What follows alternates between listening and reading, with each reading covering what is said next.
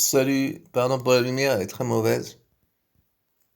Alors je m'attaque à un morceau, un pan entier d'internet, les reptiliens, mais ça sera à ma façon. Alors, déjà on a un cerveau reptilien, comme disent les scientifiques, et je me rappelle d'une copine d'un chat qui s'exclame: «Ah mais j'ai un reptilien dans le cerveau et tout, mais je m'insurge, je crie.» Alors, il y a les reptiliens, donc c'est souvent associé à un mythe babylonien, pardon, des Anunnaki, voilà. Et en fait, comment dire, une mythologie qui raconte qu'en fait, on n'est pas, enfin, que les méchants sont au pouvoir, etc. Enfin, le truc habituel, enfin, propre au mythe des reptiliens. Après, il y en a qui ont fait des dérives, on peut dire, peut-être mercantile ou je ne sais quoi, enfin, pour faire de l'audimat. Mais, alors, comment vous dire ça? Il y a aussi ce qu'on appelle les égrégores ou les trucs, en fait, des trucs inconscients. On peut appeler ça des démons, des je ne sais quoi. En fait, qui habitent nos pauvres carcasses, ou notre environnement, etc. Enfin, pas vraiment parler de fantômes, de machins, de trucs, d'esprits. Et en fait, à mon avis personnel, enfin, mon position de particule humaine, c'est que les reptiliens, en fait, ils existent, mais inconsciemment. Alors, il y a deux façons, c'est comme la matrice, en fait. Il y a deux façons de leur donner du pouvoir ou de les faire grandir, c'est soit tu vas dans leur sens, soit tu es dans le déni. Alors, les reptiliens dans l'imaginaire, je vais en citer deux qui me sont particulièrement... alors, le mythe des Anunnaki, je vous laisse chercher sur Internet. Euh, et en fait, dans l'imaginaire, je citerai dans Conan le barbare, Tel Sadoum, qui est le grand méchant. Alors lui, Tel Sadoum, il a un truc particulier. Alors, je dirais reptilien parce qu'il se transforme en serpent à un moment donné dans le film. Comment? Alors au début du film, il débarque dans le village de Conan, tout le monde est massacré et tout, et c'est des pécores les mecs, ils sont inoffensifs au possible. Ils ont un truc, ils ont le secret de l'acier, donc ça c'est la force du Jedi, on dirait. Et c'est un peu des Ewoks au début. Et donc, alors Sodome, il massacre tout le monde, il envoie le chien de guerre et tout, c'est un carnage atroce et tout. Et il y a Conan qui est, un moment, qui est briefé avec Chrome, enfin on le brief sur Chrome et le secret de l'acier. Et les gamins, mais ils parlent pas, comme dit, me faisait remarquer un pote. Et, euh, et donc là, voilà, le truc de Conan, c'est que la voix off, elle dit à la fin, mais pourquoi était-il venu, quoi? Parce qu'ils ont tout déglingué, tout massacré le village et tout, ils ont récupéré les enfants comme esclaves, ils ont massacré tout le monde. T'essaies de mettre tuer en personne la mère de Conan, et en fait, la conclusion, c'est mais pourquoi était-il venu, quoi? Il n'y avait rien à prendre, quoi. Donc, à mon avis, c'est ça le truc, c'est-à-dire que le mec, il dégomme tout, en fait, il saura jamais pourquoi il fait le mal, quoi. Je pense que enfin, c'est ma version perso. Et donc à la fin Tokonan, lui, il se fait pas hypnotiser parce que Kitasadum, en fait, il hypnotise tout le monde, quoi. C'est avec le néant, quoi. Les gens, ils sont dans la chair, dans le néant et tout. Alors, ils veulent mourir pour Sadoum parce que sans doute ils croient que dans le néant, il y a un salut, quoi. Mais en fait, ben, il meurt pour rien, quoi. Alors Conan, il est courageux, il affronte tout le monde et tout, il perd sa belle et tout, mais à la fin, il arrive à venir à bout de Tessadum, comment dire, qui est le reptilien qui nous habite, si je puis dire, qui nous hypnotise. Donc, et qui met, enfin voilà.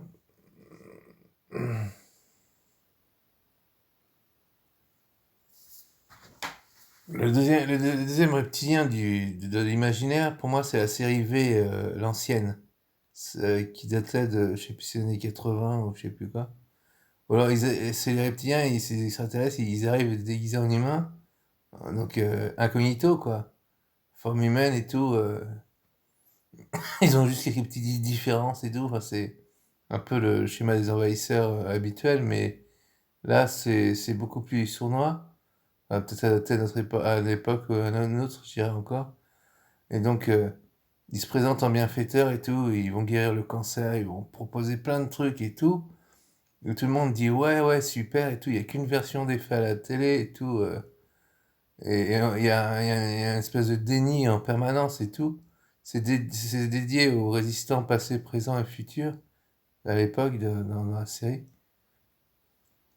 Et donc, il y a toute la résistance avec tous les schémas de profil de caractère, le petit voyou qui rentre dans la résistance, son frère qui est médecin, enfin c'est vraiment bien foutu quoi. Alors, il y a un peu les scientifiques qui sont un peu les héros parce qu'ils ont l'arme pour lutter contre les reptiliens. Mais en fait, il y a un tour de magie à la fin, j'avais pas compris à l'époque, mais en fait, c'est le secret du truc, je pense. Voilà. Sinon, voilà, bien entendu, à la fin, la méchante, elle se barre parce que faut bien une deuxième série, c'est peut-être dans le cahier des charges, je sais pas quoi, et c'est à l'image de ce qui existe, c'est que c'est sans fin, en fait. Mais faut pas compter sur le fait que ce soit sans fin, je veux dire, quand la situation est relative, enfin bref, on se comprend. Voilà.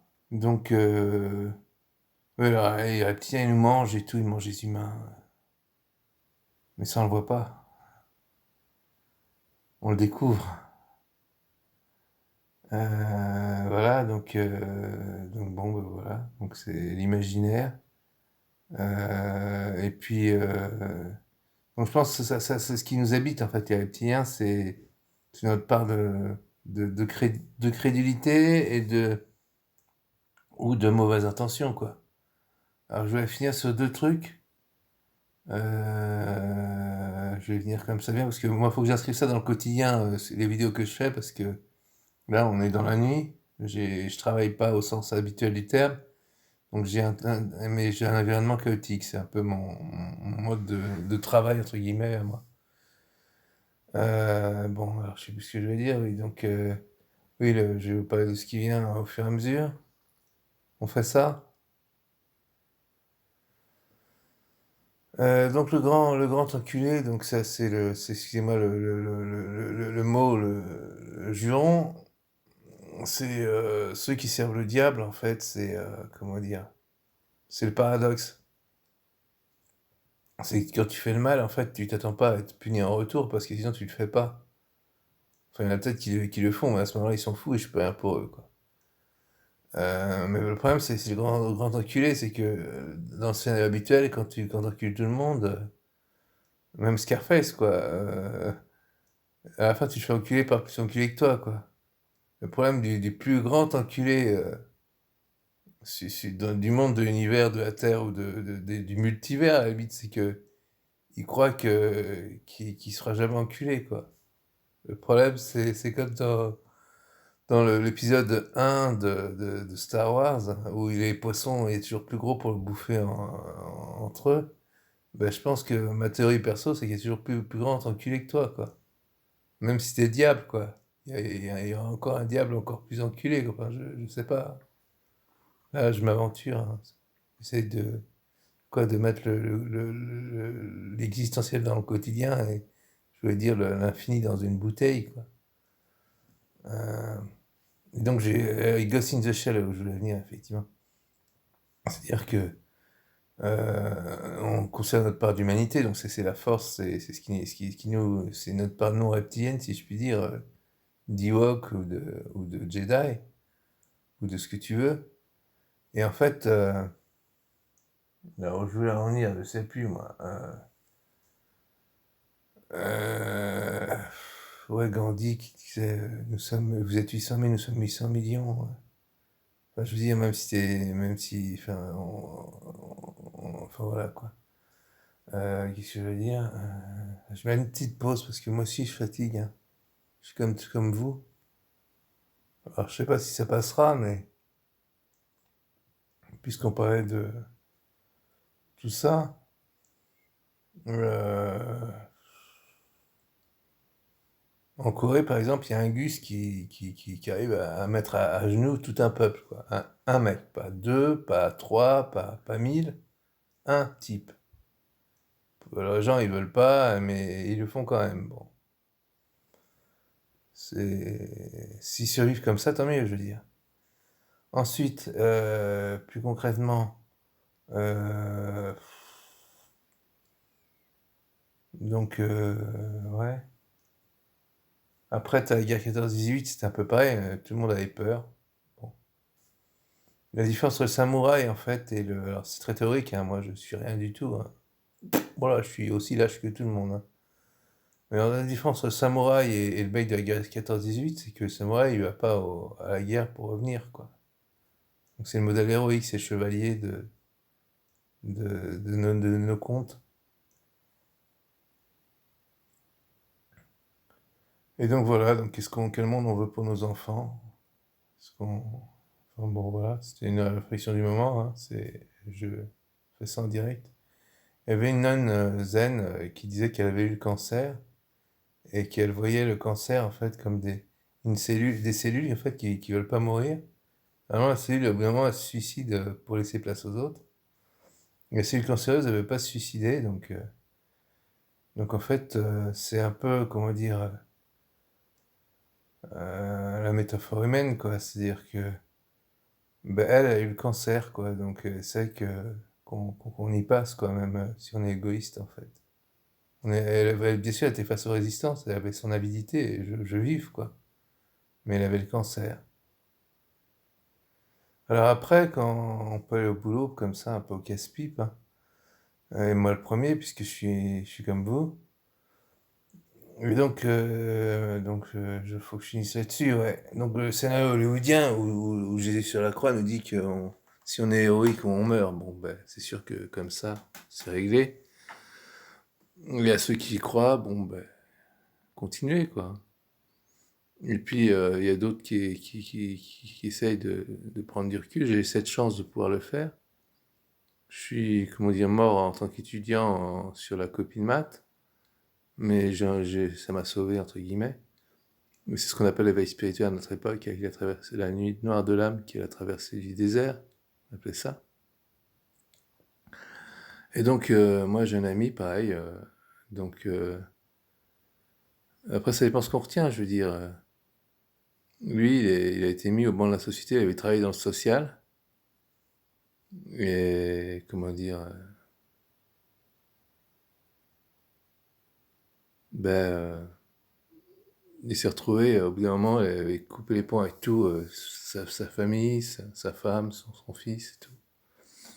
Et il avait été démissionné de son boulot. Et puis, bon, ben, comment dire, au bout d'un moment, il n'avait plus rien, quoi, donc peut-être sa voiture éventuellement. Et puis il avait le choix, soit il était clochard, parce qu'il avait plus le droit à rien, parce qu'il était démissionné, donc il a sauté du haut d'une falaise. Voilà, donc dans la Hagakure, le truc des samouraïs, le code d'honneur des samouraïs, il est dit si deux chemins se présentent à toi, choisis celui qui va te tuer. Donc voilà, donc vous faites ce que vous voulez.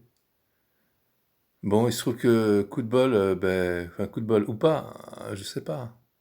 C'est tellement facile de dire de la chance. Ça concerne ceux qui n'ont pas la foi, je dirais. Je laisse à leur considération. Donc mon ami, ben, il n'est pas mort. Il s'est relevé, il a mis 2 ans, il était repêché par des marins bretons. Et là, il est tranquille. Donc voilà, donc chacun choisit ce qu'il affronte ou pas. Moi le premier, comme dirait le président, hein, j'ai pas fait ce qu'il a fait. Mais on peut ne rien tenter et un jour bah, se retrouver au pied du mur, quoi. Donc moi le premier. Donc je ne donne de leçons à personne. Mais bon, voilà. Donc j'espère que si ça peut servir à tout le monde, likez et partagez. J'en étais sur les reptiliens, donc est-ce que je peux finir par un truc un peu fun? Un peu fun. Bah oui, méfiez-vous de votre téléphone, quoi, mais... Donc il y a un reptilien dedans qui s'appelle 5G.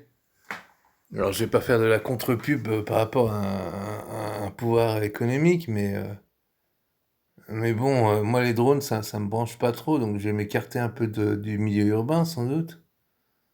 Mais bon, voilà, donc... Mais l'économie, c'est pareil, je veux dire... évidemment, on risque d'être au pied du mur, ça sera emmerdant, donc... si vous le faites pas pour vous, faites-le pour vos enfants, comme on dit, donc... bon, voilà. Alors je vais finir sur Ghost in the Shell, ouais. Peut-être que l'avenir, c'est parce que les humains, nous, on est foutus, hein, je veux dire, on va être augmentés et tout. Alors c'est peut-être les programmes qui eux, je pense pas, hein, mais c'est juste un imaginaire qui deviendra autonome, comme dans Ghost in the Shell, quoi. Un beau film, d'ailleurs, avec une belle ambiance, belle réalisation et tout. Bon, je pense pas, hein, après, faut pas rêver. Par contre, il y a le truc d'après, alors, c'est qu'il y a un monde d'après, en fait. C'est-à-dire qu'une fois que la matière a disparu, il y a une régénérescence qui se produit. Et là, je dis ça intuitivement, hein, je peux pas argumenter rationnellement. Et donc, dans la permanence des bouddhistes, en fait, puisque je parlais de zen, il y a une auto-régénération qui se produit, et c'est un peu pareil dans d'autres mythologies, un peu matricielles, comme le jeu de rôle Chimère ou autre, où en fait la Terre se refait elle-même. Donc, mais ce qu'on veut, je trouve, les scénarios 5D sont un peu pessimistes à mon sens, parce que tout noir ou tout blanc est une part de vrai, mais elle est relative, quoi. Dans l'absolu, c'est hyper déprimant, parce que si tu fais des fous, ou des enfants qui sont maltraités et tout, je laisse réfléchir là-dessus, quoi. Bon, maintenant, moi, j'ai mon quotidien à gérer, ma partie très relative, et vous aussi, donc... moi, j'avais un autre truc, enfin bon, je ferai ça plus tard, sur le fait de boire le thé ou aller à la guerre, dans le même esprit, la question se pose. Bon, je vais pas trop développer là-dessus parce que c'était un rêve, mais c'était un peu bizarre, hein, trop bizarre pour moi. Bon. J'espère que je ne suis pas trop et que c'est décent tout ce que j'ai dit. J'ai pas dit trop de mauvaises choses parce que faut être vigilant en fait, à ce qu'on dit parce que chaque chose est importante. Donc on peut être sobre sans drogue, mais avoir aussi être parasité dans la tête, c'est tout ça les reptiliens aussi. Donc voilà, on va finir là-dessus. Allez, à bientôt.